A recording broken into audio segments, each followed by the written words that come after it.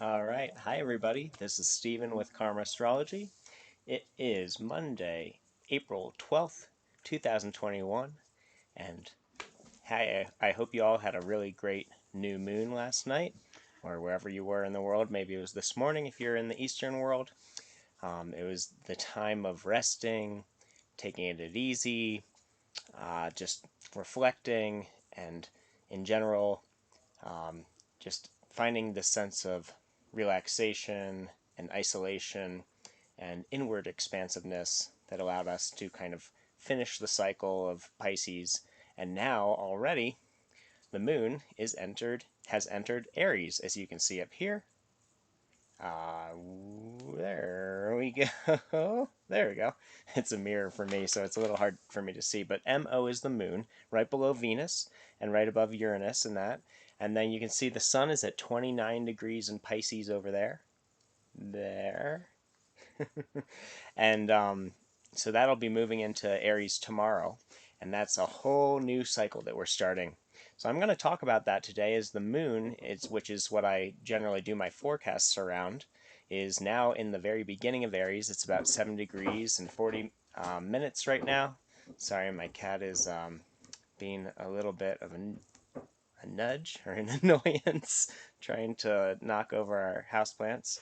But hopefully he will stop doing that on his own so I don't have to, you know, get away from my computer right now. All right, so the moon is in Aries, and that makes the day a lot more fiery. And Aries has this kind of starting energy being the first sign of the zodiac. It's a fire sign, and it is a cardinal sign, which means that it's good. Cardinal being that kind of starting or beginning energy, and fire being this kind of the element of passion and inspiration and illumination and purification. So anything having to do with those natural properties of fire are really invigorated today. And with the moon that had just entered Ashwini or Aries, Ashwini is the Vedic constellation or the nakshatra shown by this section of the sky. And I will get into a map in a little bit just to show you where that is in the sky so you can get a good visual. But in general, you can see over here in the chart that the moon is at about 7 degrees. And so we start this fiery, passionate cycle of almost a new year as the sun will enter Aries. We're going to get the new moon in Aries at the end of the month. According to the sidereal zodiac or the actual stars in the sky, so it's a little bit later, but we're getting that energy going now with the moon and Venus and Uranus all in Aries already. Now, so Ashwini is, I will get a little bit deeper into that. Now, there are 27 Indian constellations for those of you who don't know, and this one is the very start of the zodiac, depending on how you look at it. Sometimes they look at it where the moon is exalted is where the start of the nakshatras are, and that would be Kritika. That would be 2 from here. But in general, this is the very beginning of Aries, is the very beginning of Ashwini. And Ashwini is ruled by or connected with the deities called the Ashwini Kumars, or Ashwin Kumars. And Kumar means teenager, and Ashwinis, basically they're these kind of solar-esque deities. They're derived from other solar deities, or they're children of solar deities and their children. And and the Ashwini Kumars are these 2 twins that ride in chariots and they chase the dawn in the morning. So they're kind of up in the light of day, and they go around the world giving healings and any sort of, very fast, um, extremely, I guess, cutting edge medical practices and techniques of healing. So today is largely associated with our ability to heal. And if you are a healer or if you need a healing, this would be a great day to visit somebody that does that or to perform a healing.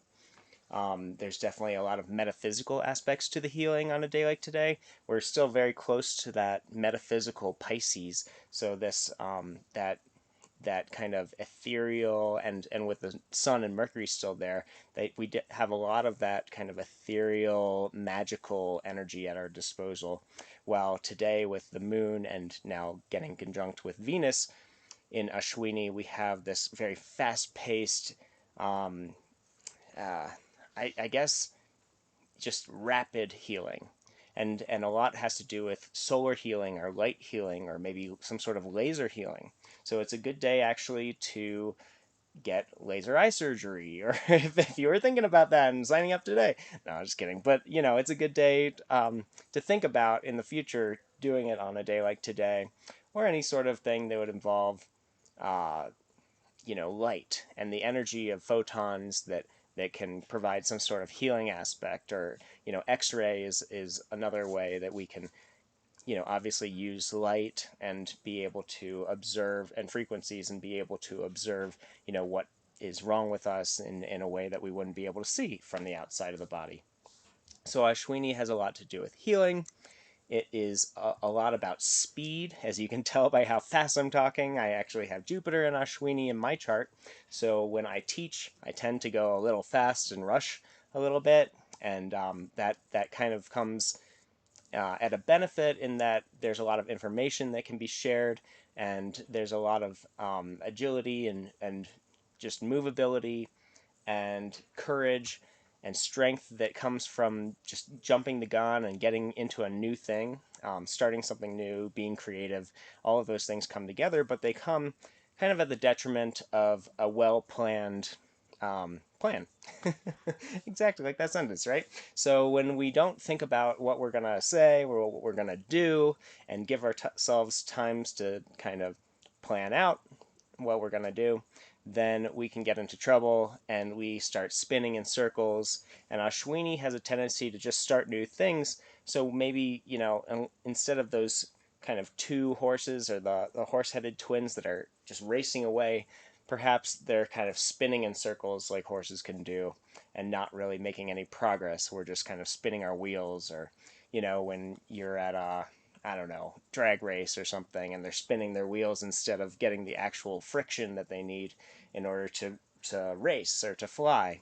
And so there's a lot of um, you know attention to details that we should be paying right now, when we might not have maybe an inclination to do it in general. So we might want to rush, but we need to really slow down and reflect and think about what we're going to say or what we're going to do before we do it.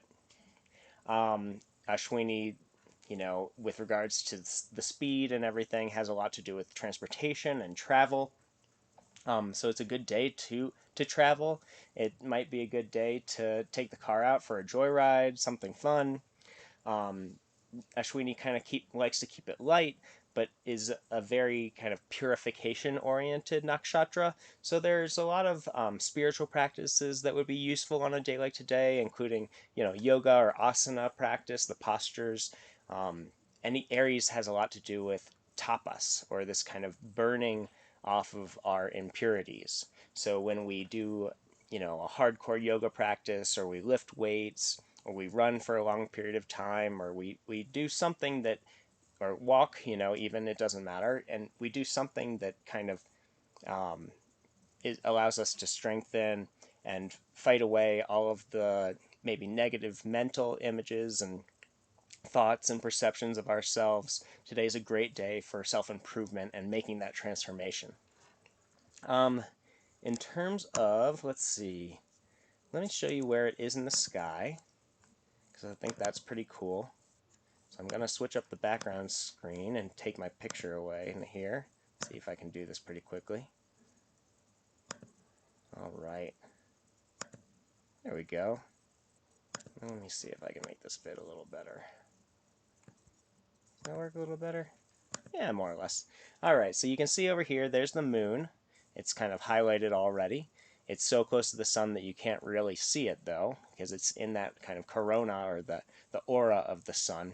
That sun is, as you can see right there, in Pisces. That the sign of Pisces is the fish, the two kind of, that little triangle up top to the right, top right of the sun, and to the bottom right of the sun, that other I guess, polygon, and the V makes it Pisces. The sun is pretty close to the middle of the V. And then the moon, as you can tell, is traversing along that orange line a little bit past the sun. And we can see here that it's kind of in alignment with Aries. So Aries, this section of the zodiac, is really where the moon is closest to, and that's why we use the sidereal zodiac in Vedic astrology, because the sidereal zodiac allows us to actually align the constellations and the actual stars in the sky with the signs or the locations of where we are saying this energy is coming from.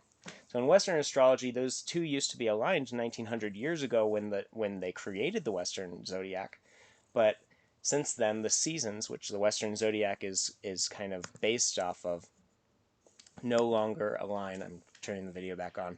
Since then, the seasons, since Ptolemy's time, when he created the whole tropical zodiac, which is a seasonal orientation of the zodiac, which basically says that every spring, on the day of spring, that March 21st day, that's when the sun enters Aries. So, but in Vedic astrology, we just look up at the sky and we can see that the stars behind Aries at that spring equinox on March 21st or 20th, 22nd, somewhere around then, they aren't actually in Aries anymore. They were 1900 years ago when that zodiac was created, and that's why the zodiac was created. But since then, we've had about 24 degrees where the stars behind the sun at the spring equinox have moved backwards into Pisces. And now that they're about 6 degrees Pisces, the stars behind the sun at the spring equinox, that's what kind of creates this discrepancy between the Western astrologers and the Western tropical astrologers, or the Eastern Vedic astrologers in general, the Indian astrologers like myself.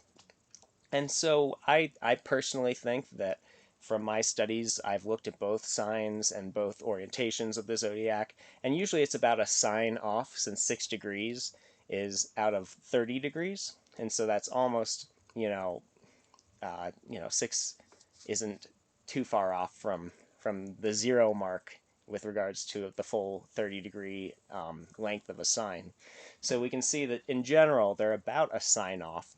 And so right now we would say that the moon is it's actually in Taurus in Western astrology, but in sidereal or Vedic astrology, using the actual stars in the sky, we can clearly see that it's in Aries. And by the nature of how fast I'm talking, and by the nature of how invigorated I feel like the people around me are on a day like today, and people whose birth charts show prominent Aries energy, I really feel like the sidereal zodiac is actually more accurate. So if you haven't given it a shot, give some of these moon videos a shot and see if this energy is kind of what's happening in your life on a daily basis.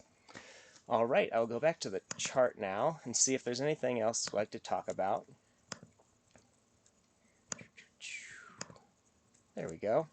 So in general, it looks like everything else is pretty much in the same spot.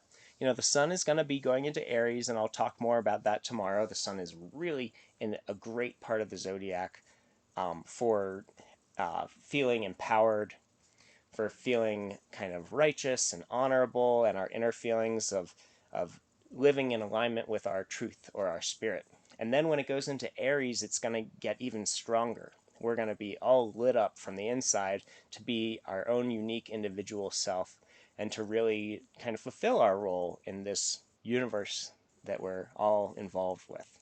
Other than that, we have Mercury or Mars that's going to be going into Gemini soon, which will kind of take us out of a little bit less of, it'll allow us to focus a little bit less onto what makes us feel good and what's really pleasurable, and these kind of senses, feelings of joy and sense pleasures that we're going for with Taurus energy in general. As you can see up here, that MA is Mars, and it's going to be going into Gemini, that sign in the corner there.